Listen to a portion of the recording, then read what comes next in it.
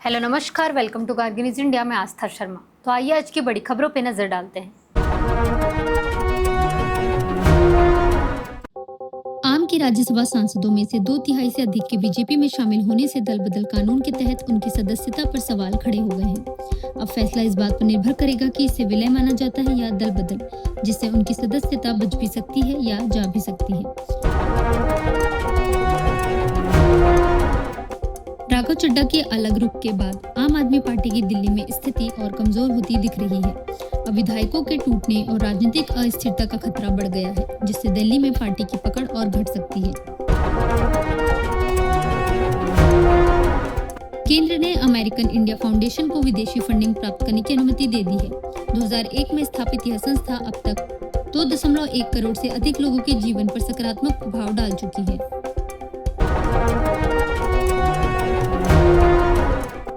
के कविता ने टीआरएस नाम फिर से हासिल कर तेलंगाना राष्ट्र सेना लॉन्च कर बड़ा राजनीतिक कदम उठाया।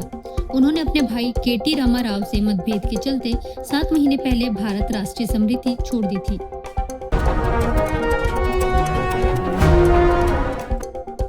पंजाब में भारतीय जनता पार्टी को बड़ा मनोबल बढ़ाने वाला झटका मिला है। नितिन नबी ने राघव चड्ढा, संदीप पाठक और अशोक मित्तल का पार्टी में स्वागत किया। राम माधव ने भारत अमेरिका संबंधों में तनाव पर हैरानी जताते हुए कहा कि भारत ने ईरान से तेल खरीद बंद करने जैसे कदम भी उठाए, फिर भी रिश्तों में खटास आई। उन्होंने कहा कि डोनाल्ड ट्रंप को लेकर 2020 में जो समर्थन था, आज वही लोग पूरी तरह अलग राय रखते हैं।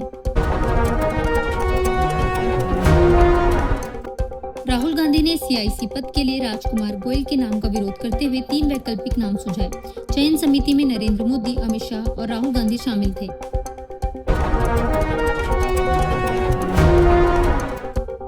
अशोक लाहिरी को नीति आयोग का उपाध्यक्ष नियुक्त किया जाएगा।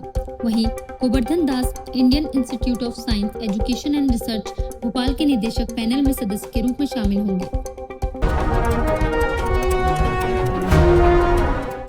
मिनिस्ट्री ऑफ जल शक्ति के पीएसयू ने अपने अधिकारियों के खिलाफ भ्रष्टाचार के मामलों को सेंट्रल ब्यूरो ऑफ इन्वेस्टिगेशन को सौंप दिया है। वेबकस लिमिटेड और एनपीसीसी लिमिटेड ने 24 अप्रैल को सीबीआई से जांच और एफआईआर दर्ज करने की मांग की। ब्रिक्स में पश्चिम एशिया संघर्ष को लेकर कोई सर्वसम्मति नहीं बन सकी, जबकि भारत की चेयर समरी में गहरी चिंता जताई गई। चर्चाओं में गाजा और लेबनान में संघर्ष विराम तथा यूनिफिल पर हमलों के मुद्दे शामिल रहे।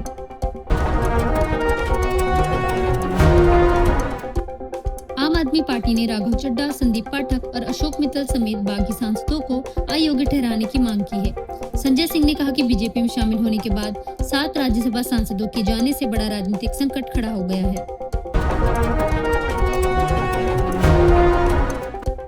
आम आदमी पार्टी को बड़ा झटका लगा है, जब उसके 10 में से 7 राज्यसभा सांसद भारतीय जनता पार्टी में शामिल हो गए। आपने इसे विश्वासघात बताते हुए बीजेपी पर एक और ऑपरेशन लोटस चलाने का आरोप लगाया है। मणिपुर और मिजोरम से 240 लोग लॉस्ट ट्राइब के रूप में तेल अवीव पहुंच गए हैं। नई मनसे समुदाय, जो मिजो और कुकी जनजातियों से जुड़ा है, खुद को इजराइल की 10 खोई हुई जनजातियों में से एक मेनाशे का वंशज मानता है।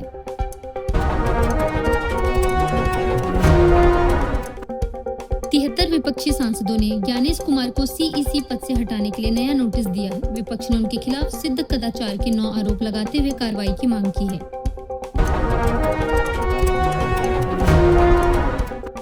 पंजाब में भारतीय जनता पार्टी को बड़ा मनोबल बढ़ाने वाला फायदा मिला है। नितिन नबी ने राघव चड्ढा, संदीप पाठक और अशोक मित्तल का पार्टी मुख्यालय में स्वागत किया। राम माधव ने भारत अमेरिका संबंधों में बढ़ते तनाव पर हैरानी जताते हुए कहा कि भारत ने अमेरिका की मांग पर ईरान और रूस से तेल खरीद बंद करने जैसे कदम उठाए। उन्होंने कहा कि 2020 में डोनाल्ड ट्रंप के लिए भारत में समर्थन था, लेकिन आज हालात बदल चुके हैं और लोगों की सोच पूरी तरह अलग हो गई है। राहुल गांधी ने सीआईसी पद के लिए राजकुमार गोयल के नाम का विरोध करते हुए 3 वैकल्पिक नाम सुझाए हैं। सुलेमान खान ने कहा कि ईरान शांति वार्ता पाकिस्तान की छवि सुधारने की व्हाइट वॉश कोशिश है। उन्होंने आरोप लगाया कि इमरान खान की खराब सेहत के बीच मानवाधिकार मुद्दों से ध्यान भटकाया जा रहा है।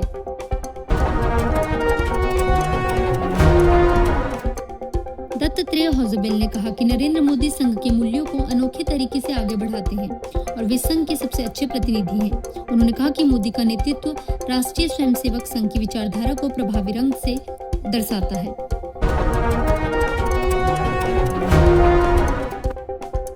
डोनाल्ड ट्रंप ने ईरान युद्ध के 97वें दिन वार्ता के लिए स्टीव विटकॉफ और जारेद कुशनर को पाकिस्तान भेजा है। वहीं अब्बास अरागची इस्लामाबाद पहुंच चुके हैं, लेकिन सीधे बातचीत को लेकर अब भी अनिश्चितता बनी हुई है।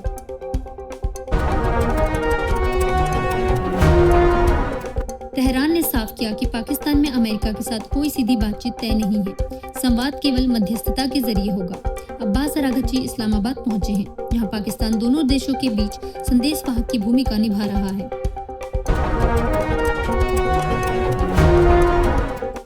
अमेरिका और ईरान पाकिस्तान में दूसरे दौर की वार्ता की तैयारी कर रहे हैं। अब्बास अरागची के समय पर दौरे के बाद बातचीत तेज हुई है। हालांकि इस दौर में जेडी वेंस और मोहम्मद बागेर गलीबाफ शामिल नहीं होंगे, जिससे अनिश्चितता बनी हुई है।